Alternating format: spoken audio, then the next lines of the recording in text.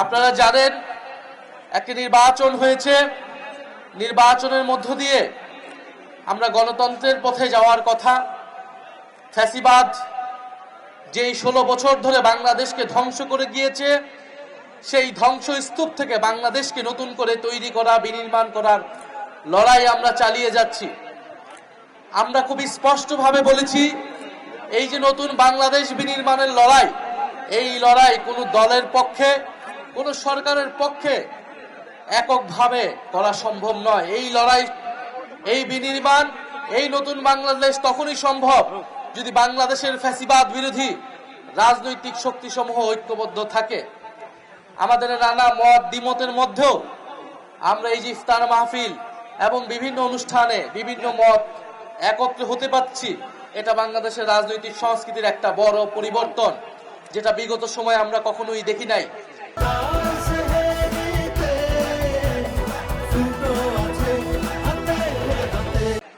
আমরা আশা করব যে সরকার দলে যারা আছে, আমরা অবশ্যই তার সমালোচনা করব। সরকারে যারা থাকে তাদের দায়িত্ব বেশি, তাদের সমালোচনা মুখ বুজে সহ্য করতে হয় এবং নিজেদেরকে পরিবর্তন করতে হয়, সংশোধন করতে হয়।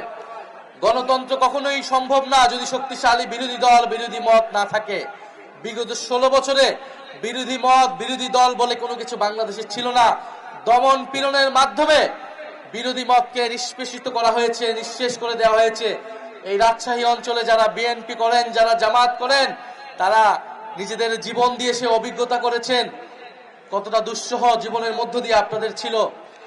আমরা আশা করব যে ভবিষ্যতে এই সরকারের আমলে সে ধরনের দমন পীড়ন, বিরোধী মতকে করা হবে না, বরং সমালোচনাকে সাধুবাদ জানানো হবে। আমরা খুবই সংক্ষেপে দুই একটি কথা বলতে চাই। শরীফ ওসমান হাদী হত্যার খুনের বিচার এই বাংলার মাটিতে হতেই হবে। আমরা যখন ইলেকশনে মানুষের কাছে গিয়েছি, সারা বাংলাদেশের মানুষ আমাদের কাছে এটাই বলেছে, ওসমান হাদী হত্যার বিচার যেন ভাইয়া এই মাটিতে হয়। ওসমান হাদী হত্যার হত্যাকারীদেরকে ভারতের মাটিতে খুঁজে পাওয়া গিয়েছে, আমরা শুনেছি। আমরা দাবি জানাবো অবিলম্বে বাংলাদেশের মাটিতে তাদেরকে এনে বিচার কার্যকর করা হয় এবং এই বিচার যাতে সত্যিকার অর্থে ন্যায় বিচার হয়। কারণ যারা শুধু গুলি করেছে তারাই হত্যাকারী নয়। এই হত্যাকাণ্ডের পিছনে জড়িত ছিল ডিপ স্টেট, এই হত্যাকাণ্ডের পিছনে জড়িত ছিল দেশি বিদেশি নানা ষড়যন্ত্র।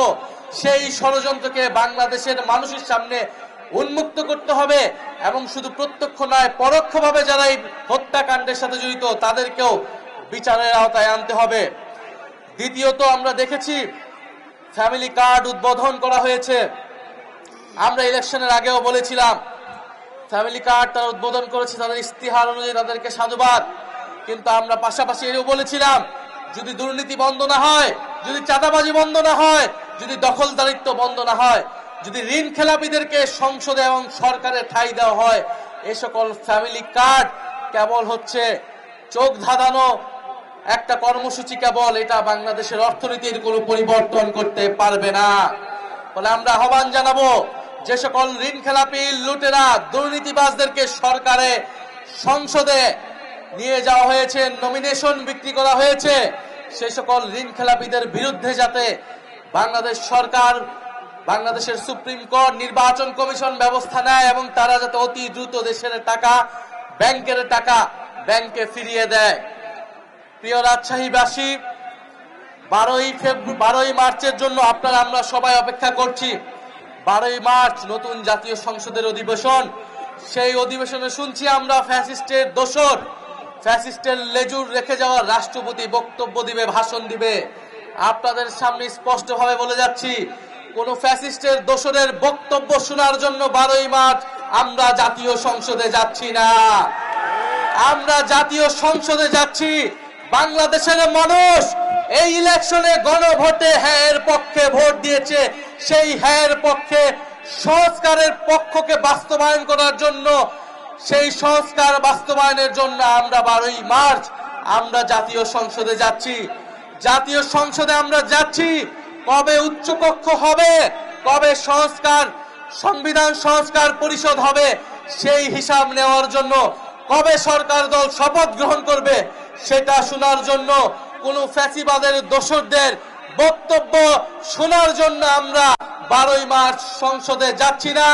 আপনারাও নজর রাখবেন।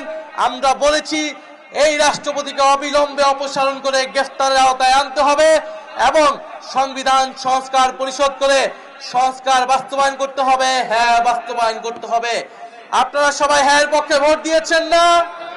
আমরা সবাই দল মত নির্বিশেষে হ্যাঁ এর পক্ষে ভোট দিয়েছি। ফলে সংস্কারের পক্ষে, বিচারের পক্ষে আমাদের সেই লড়াই চলমান থাকবে। আপনাদেরকেও সচেতন থাকার, 12ই মার্চ সংসদের দিকে তাকিয়ে থাকার আহ্বান জানাচ্ছি।